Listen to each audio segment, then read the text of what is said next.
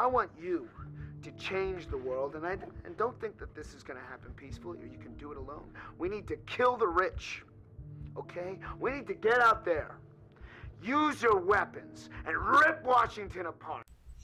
Good morning, everyone. It's April 18th, 2018. I'm Eric. How's everyone doing this morning? I hope you are all well.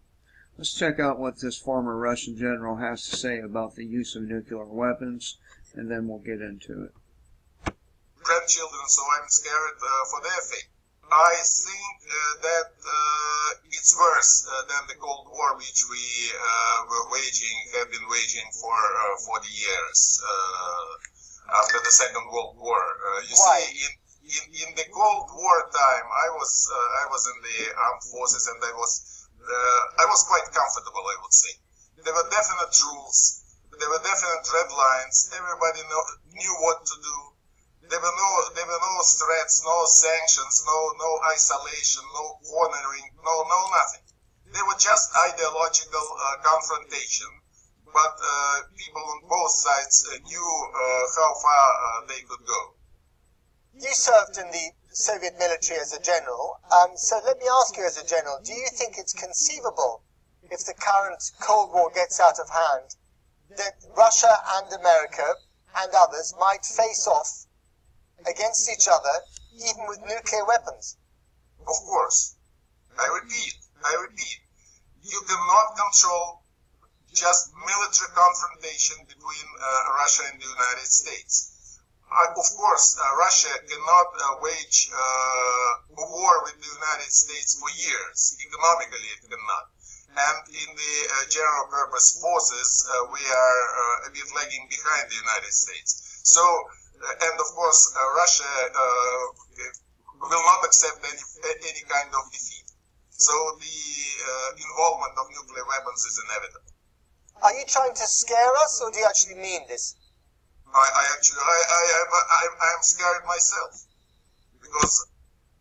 All right. Now, this article here is called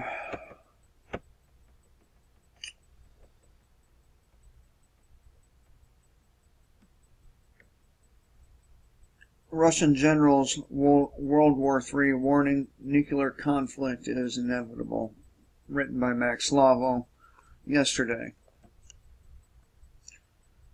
Okay, so I've been a little bit off over the last week. It was because my son was in the hospital, and I didn't have a whole lot of time to do any videos. He got out on Sunday afternoon, and so I will resume my regular schedule.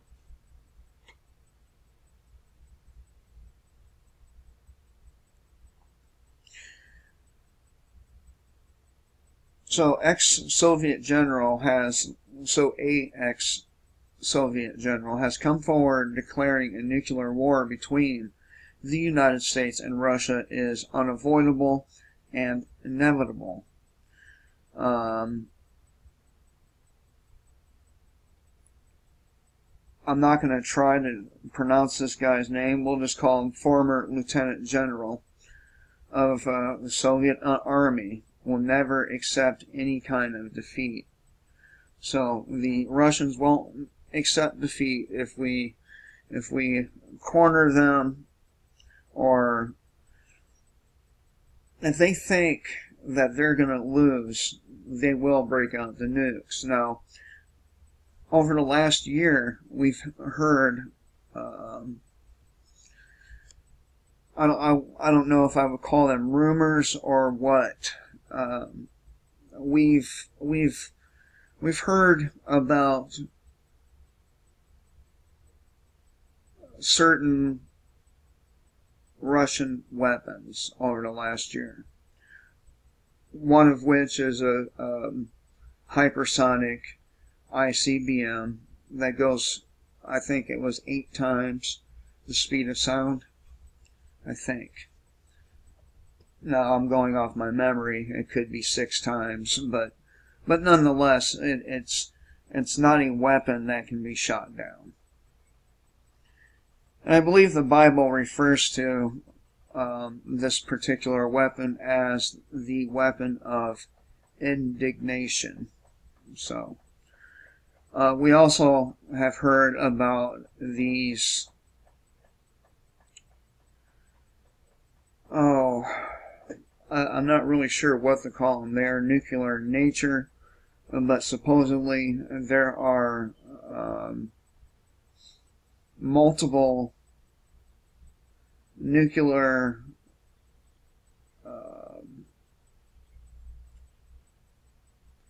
what do I want to call these things? We'll call them mines. Nuclear mines that are positioned along our coast, east to west coast, or west to east, however you want to say it. And this weapon is supposedly has a payload high enough to cause a great deal of flooding and other devastation in the United States as a result of their detonation. Now, and of course, there are the torpedoes that the Russians supposedly has or have, and they too are nuclear in nature. So this guy, ex-Soviet general, he says the Russians will not accept defeat and will use their nukes if this is the case, if they are facing defeat. And this is because Russia is lagging behind the U.S. in terms of military power. Putin would rather order a nuclear strike than accept defeat on the battlefield.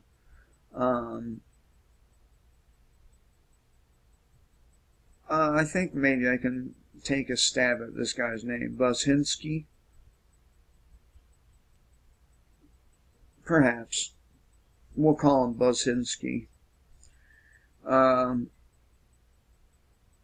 He joined the USSR Armed Force in 1968 and said the increasingly incriminous standoff between Russia and the U.S. is worse than the Cold War. Russia will not accept any kind of defeat, so the involvement of nuclear weapons is inevitable. Donald Trump recently ordered the military to launch almost 100 missiles at alleged chemical weapons facilities across Syria in response to the toxic attack. Britain and France also took part in the perfectly executed strike that Trump declared could not have had a better result, tweeting, "Mission accomplished." But the strike against Bashar al-Assad, whose government has the backing of Putin, has plunged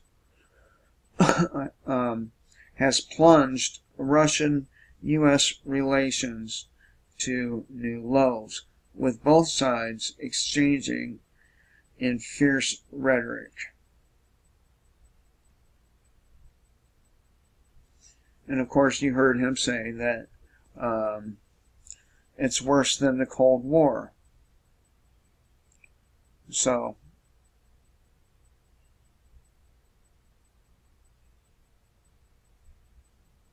he said, "I think it's worse than the Cold War, which we have been waging for 40 years after the Second World War. In the Cold War, I was in the armed forces and I was quite comfortable. I don't know why they repeated his interview here, but it grinds my gears.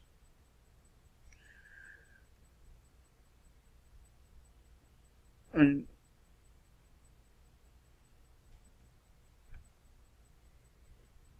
so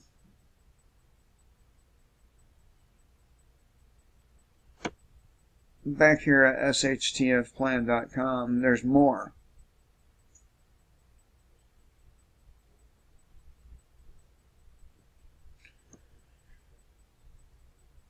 Russia claims to have found the Syrian rebel chemical weapons stash. This too comes from Max Slavo.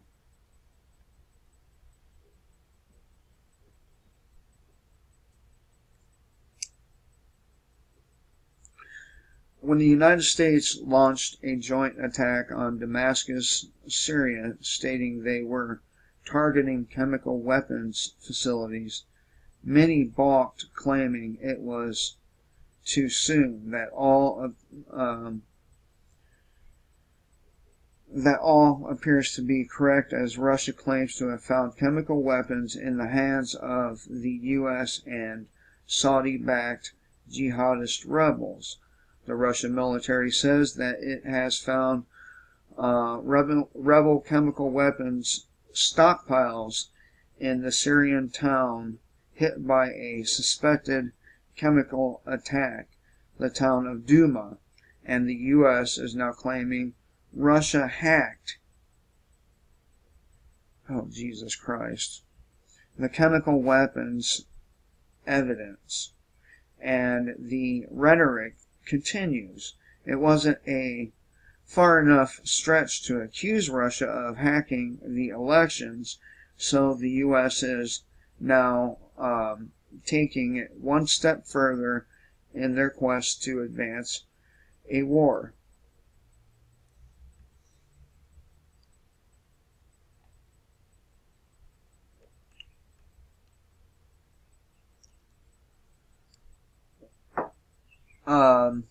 While Russia's foreign minister warns that Western powers are interfering with OPCW's work in Syria, noting that the chemical weapons experts' access to Douma is being hampered by remaining militants, supported by Washington. As Caitlin Johnstone details,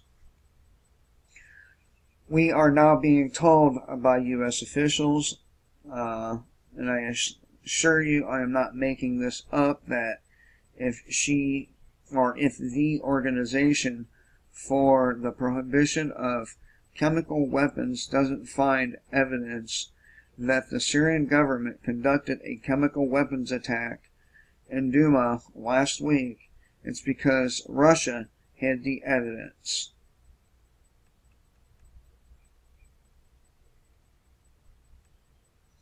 Alexander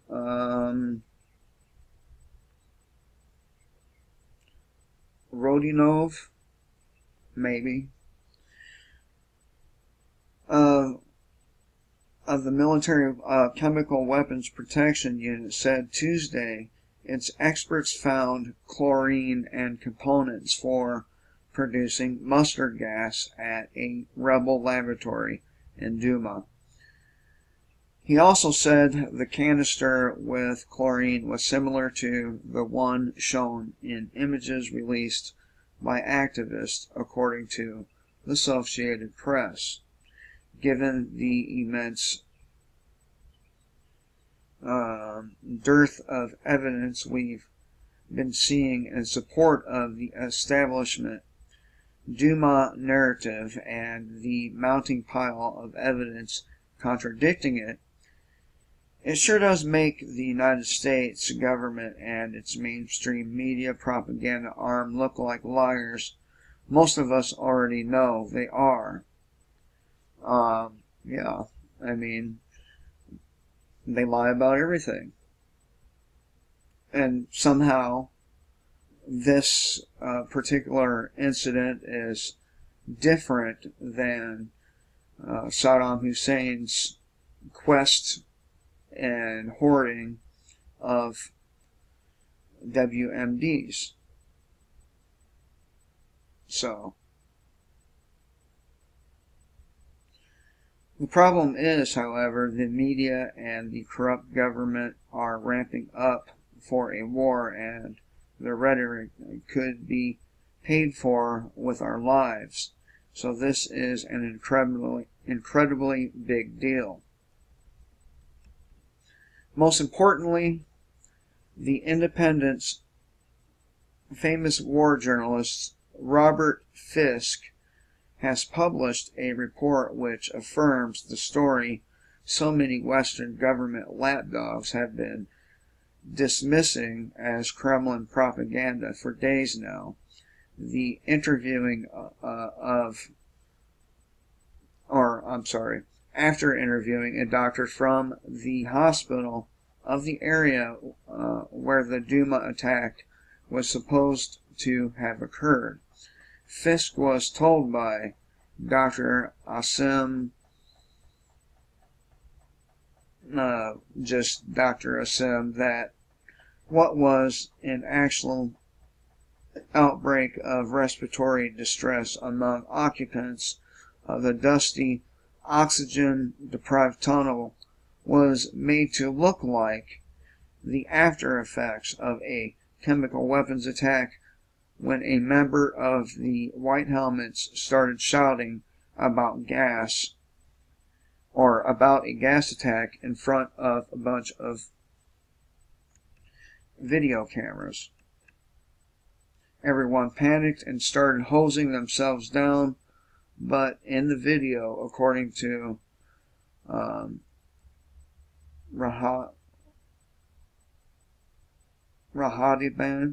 Bani, some shit, man, I don't, these Arab names, the doctor. What you see are people suffering from hypoxia, not gas poisoning. Let's see how long it is, you know.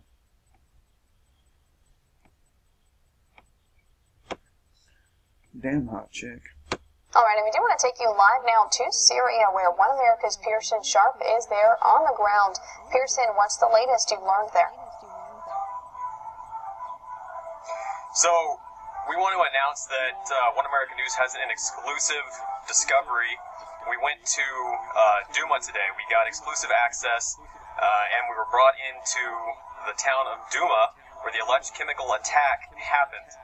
We were brought in with a government escort and shown the areas where the chemical attack allegedly happened, and we got to speak with residents in the area, and we were even able to visit the hospital where the White Helmets showed the video of the people being hosed down.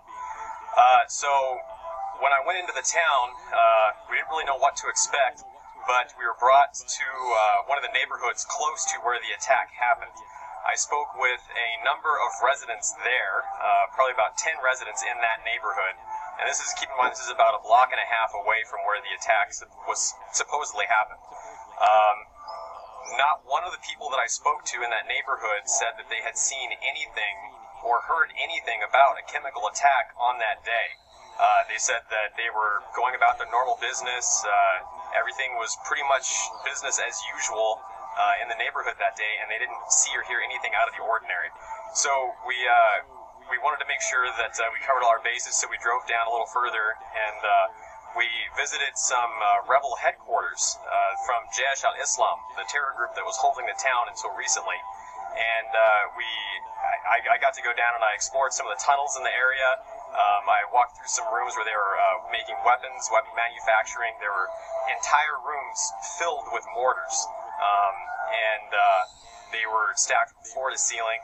It was just, it's very shocking to see how much weaponry the terrorists had piled up in that area.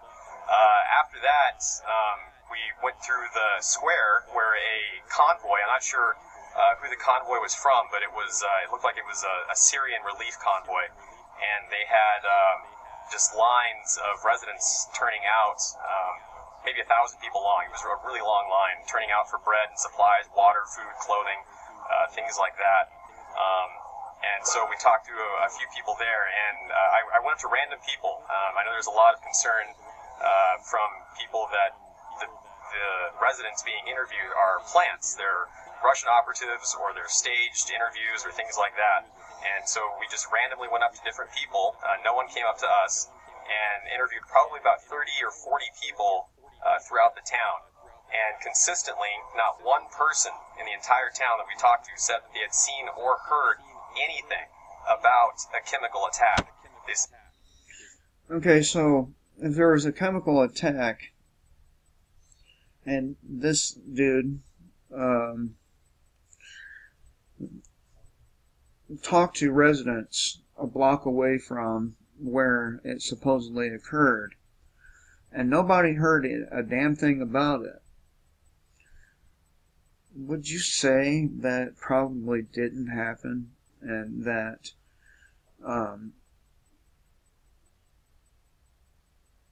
the current situation is all for nothing? Well, maybe not for nothing, but it's certainly not for the reasons they're saying. Pearson Sharp was that guy's name. So the government and the mainstream media seem intent upon selling us a war based on lies and a complete lack of evidence. Of course, it's easy for the elites to demand a war. It isn't their blood on the line, after all. Nope. Nope, because they'll be sitting in their hideaways,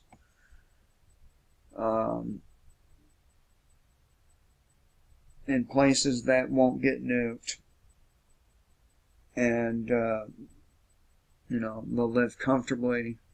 They'll and they'll just sit there and wait for it all to be done with, and hoping that the people of the world forgot exactly who was responsible for what happened. Hopefully, the people of the world don't forget, and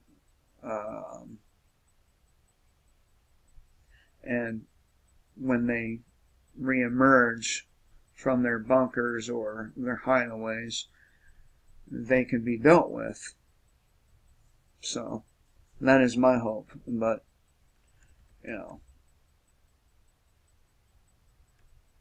what else is going on here?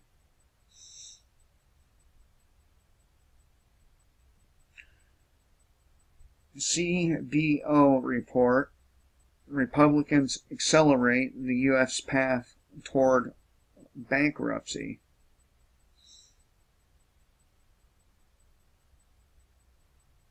And that's CBO, Congressional Budget Office. War alert: Russia sends warships carrying tanks to Syria and threatens chaos. As you can see, this video is all about what's going on in Russia, or I'm sorry, in Syria, and between the Russian and American government. This one too was written by Max Slavo. If I use too much fucking laundry soap, it makes me itch like a motherfucker, and I think I did, because I'm itching everywhere.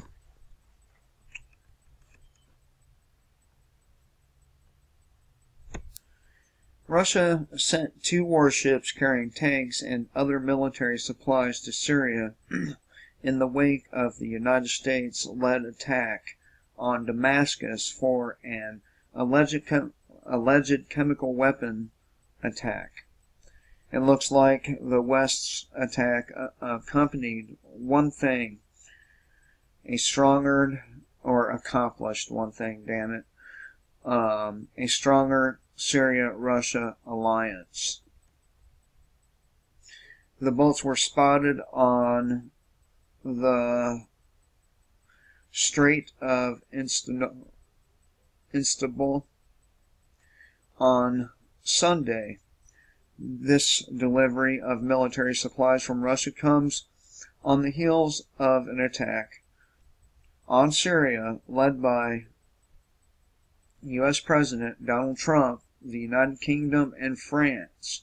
Russian President Vladimir Putin has also since warned that the world would experience chaos if Syria was attacked again.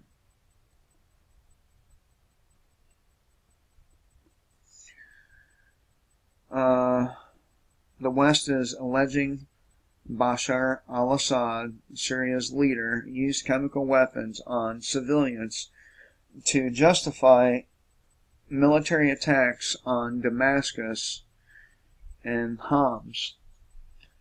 But, interestingly enough, those strikes occurred the day before international investigators were scheduled to arrive to conduct a thorough inspection of the site.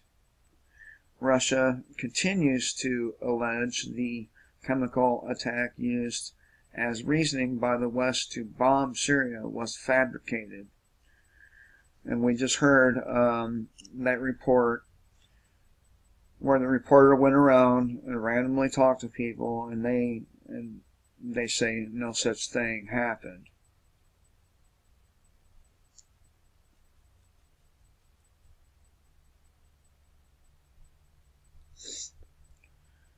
So, based on all the evidence currently gathered, it appears to be a false flag, making Russia correct and the U.S. guilty of producing massive amounts of pro-war propaganda. I mean, this is the same shit that happened right before of the invasion of Iraq both times. The news is rife with the Syrian airstrikes and the theatrical narrative, the united coalition of brave allies against the despotic Assad to secure the blessings of liberty, etc., etc. The reality: the U.S. threw more than 100 missiles against soft Syrian targets, with Britain firing rockets from 4 aircraft as France flew planes around and cruised the waters with a few ships.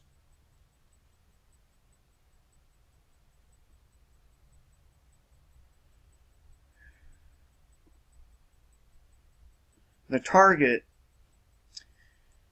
a suspected but not verified chemical weapons facility, was destroyed before chemical weapons use or manufacture could be verified. Once again, the Western hegemony showed that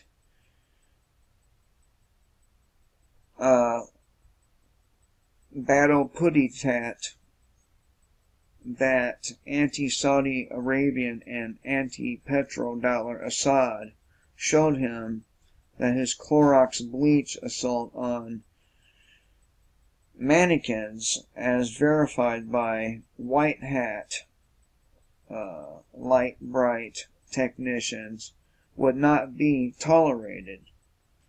Mission accomplished, in the words of U.S. President Donald Trump.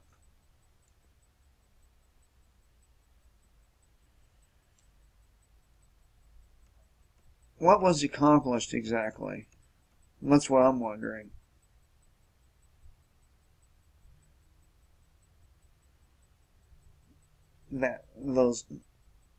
Russia, that battle putty tat, however fucking Sylvester said it. Reinforcements for Russia's campaign continues amid rising international crisis in Syria.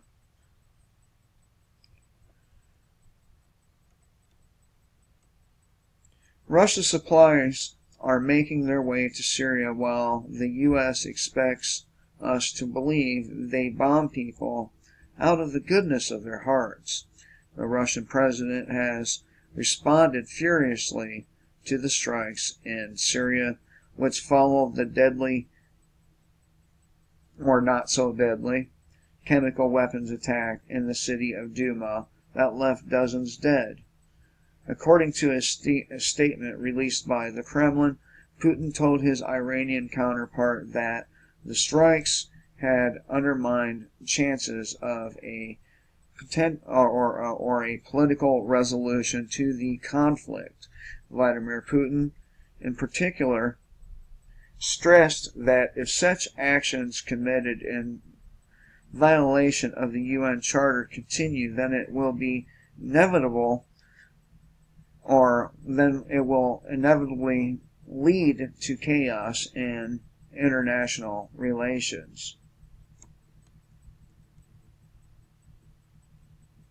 So, as you may deduce, there is plenty to be seen behind the scenes while Operation Clorox was conducted in Syria. Examine the information before you take a drink of that great Kool-Aid and blindly fall for the rhetoric.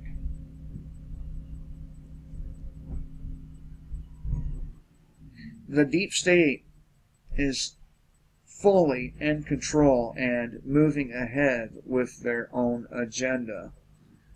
They just wagged the dog this past weekend, and not only did most Americans fall for it, all Americans paid for it as well. Eventually, when the globalist plans escalate further into war, payment will be rendered in our lives.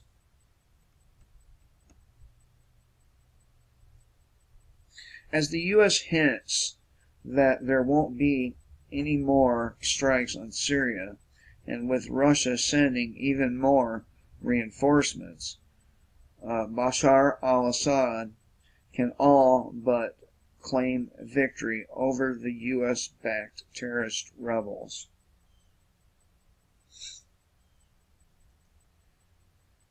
So, apparently, the people of the United States are once again falling for the rhetoric. Apparently, their memories are really fucking short, and they don't remember, 9/11. They don't remember any of the reasons why we invaded all these countries over the last 20 years. And as a result, they're backing up attacks on Syria. When we get bombed or missiled or attacked, we're only going to have ourselves to blame because we allowed it to happen. Employee of bombed research site in Syria says no chemicals released is proof none exist. 150-foot asteroid skims by Earth at eerily close distance.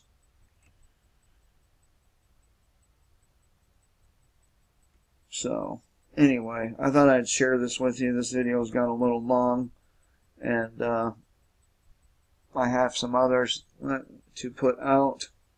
So, I will be talking to you again very soon. They won't be this long. Hope everyone has a great day. Kill the state before the state kills you.